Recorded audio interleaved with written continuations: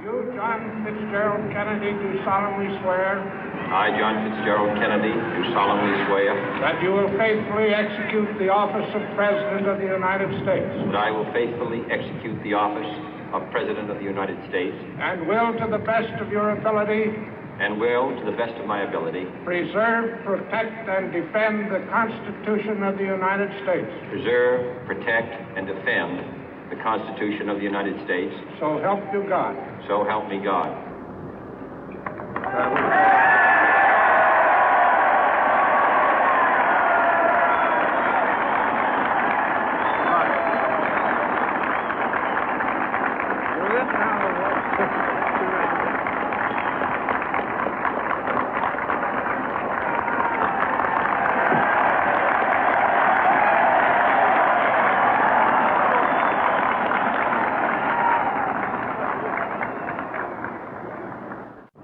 Vice President Johnson, Mr. Speaker, Mr. Chief Justice, President Eisenhower, Vice President Nixon, President Truman, Reverend clergy, fellow citizens. We observe today not a victory of party, but a celebration of freedom, symbolizing an end as well as a beginning, signifying renewal as well as change. For I have sworn before you and Almighty God the same solemn oath our forebears prescribed nearly a century and 3/4 ago.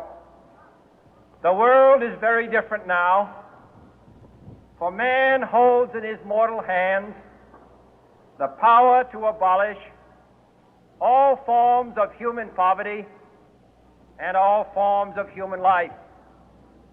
And yet the same revolutionary beliefs for which our forebears fought are still at issue around the globe.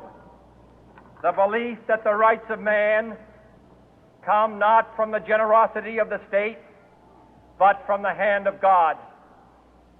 We dare not forget today that we are the heirs of that first revolution.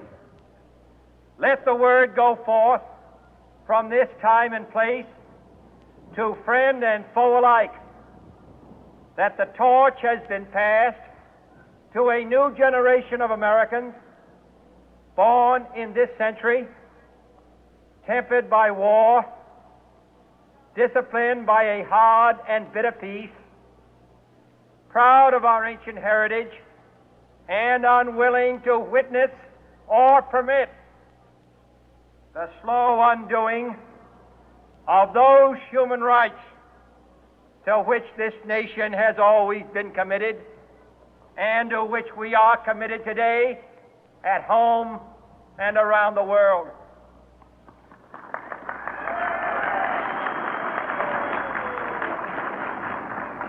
Let every nation know, whether it wishes us well or ill, that we shall pay any price, bear any burden, meet any hardship, support any friend, oppose any foe to assure the survival and the success of liberty.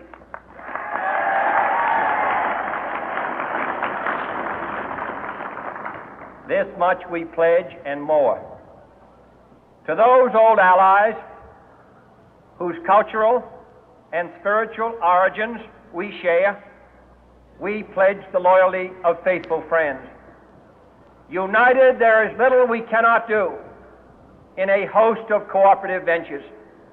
Divided, there is little we can do, for we dare not meet a powerful challenge at odds and split asunder.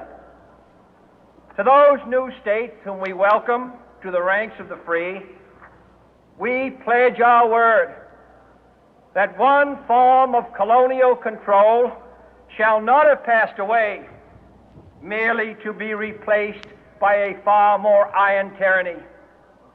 We shall not always expect to find them supporting our view, but we shall always hope to find them strongly supporting their own freedom, and to remember that in the past, those who foolishly sought power by riding the back of the tiger ended up inside.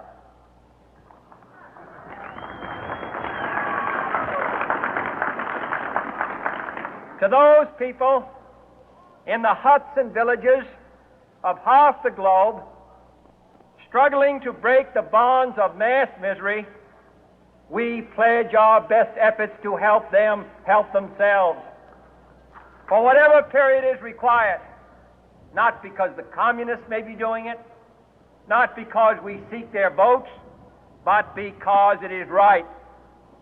If a free society cannot help the many who are poor, it cannot save the few who are rich.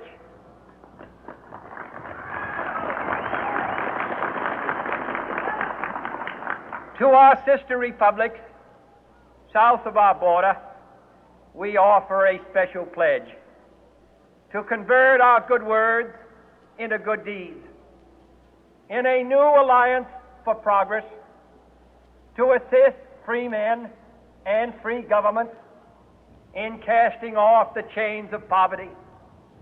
But this peaceful revolution of hope cannot become the prey of hostile powers. Let all our neighbors know that we shall join with them to oppose aggression or subversion anywhere in the Americas. And let every other power know that this hemisphere intends to remain the master of its own house.